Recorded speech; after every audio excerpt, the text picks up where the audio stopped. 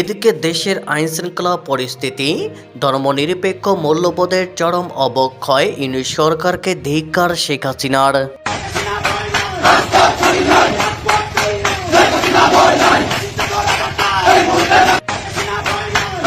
এদিকে শেখ হাসিনা কি সরে যাবেন?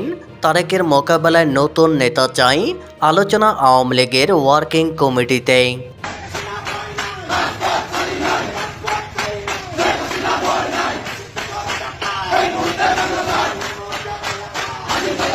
এদিকে দেশের আইনশৃঙ্খলা পরিস্থিতি ধর্মনিরপেক্ষ মূল্যবোধের চরম অবক্ষয় ইউনূস সরকারকে ধিক্কার শেখ হাসিনার।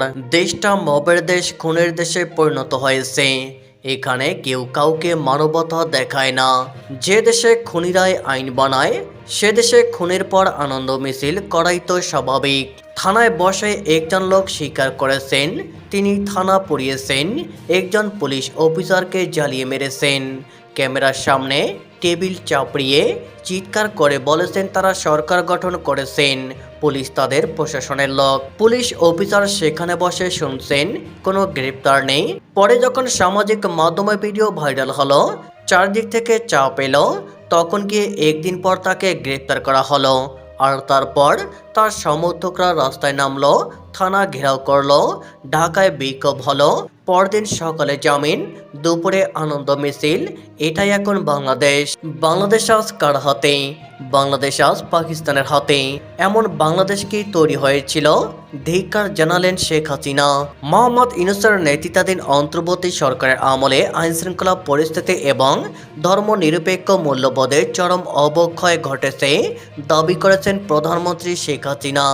প্রথম সারির এক সংবাদ মাধ্যমকে দেওয়া একটি সাক্ষাৎকারে তিনি অভিযোগ করেছেন, বর্তমান বাংলাদেশে ধর্মীয় উগ্রবাদ এবং মব মেন্টালিটি ভয়াবহ রূপ ধারণ করেছে, যা রাষ্ট্রে সরাসরি ব্যর্থতাকে তুলে ধরছে। হিন্দুদের উপর হামলা এবং সংখ্যালঘু নির্যাতন নিয়ে চিন্তিত তিনি।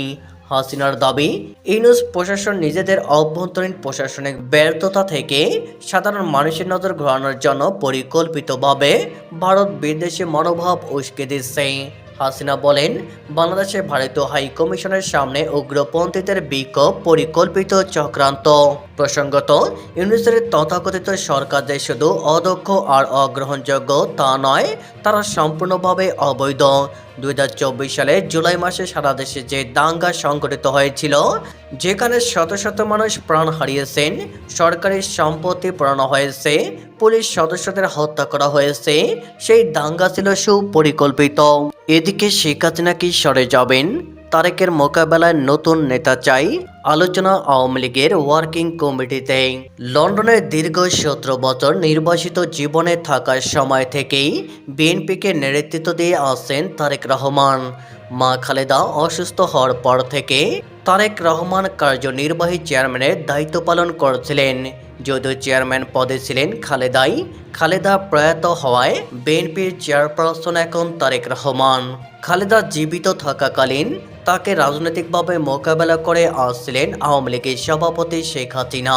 কিন্তু খালেদার মৃত্যুর পর আওয়ামী লীগের অন্দরের প্রশ্ন উঠেছে, তারেককে মোকাবেলা করবেন কে? আগামী দিনের তার প্রধানমন্ত্রী হওয়ার সম্ভাবনা প্রবল। তারেকেও কি হাসিনায় রাজনৈতিকভাবে আক্রমণ করবেন? যদি তাই হয়, সেটা কি রাজনৈতিকভাবে সঠিক সিদ্ধান্ত হবে?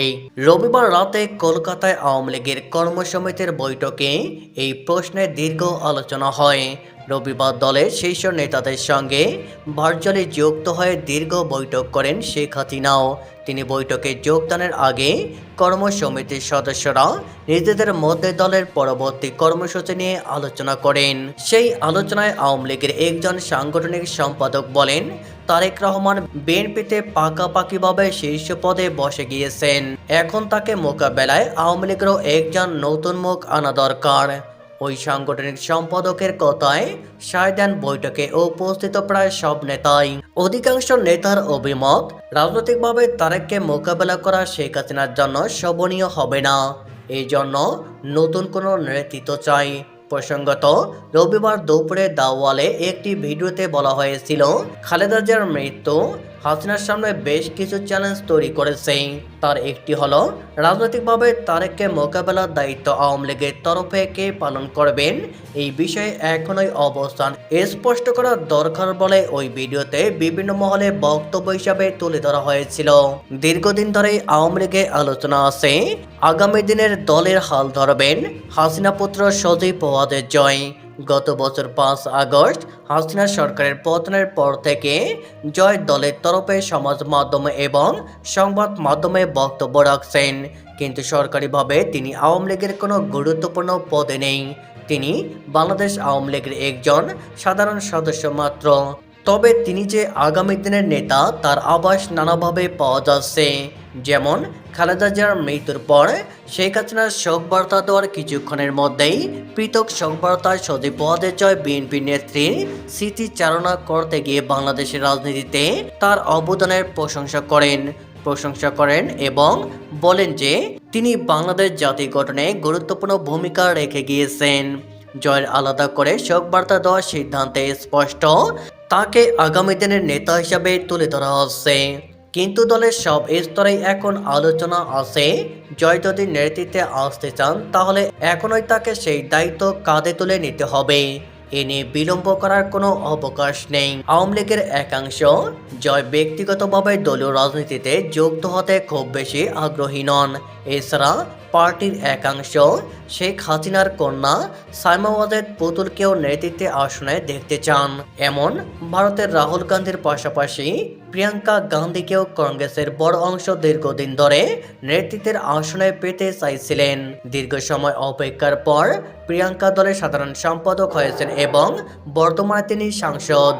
আওয়ামী লীগের তৃণমূল থেকে শীর্ষ স্তর পর্যন্ত হাসিনা পুত্র কন্যাকে নেতৃত্বে আনা নিয়ে খুব বেশি মতবিরোধ নেই।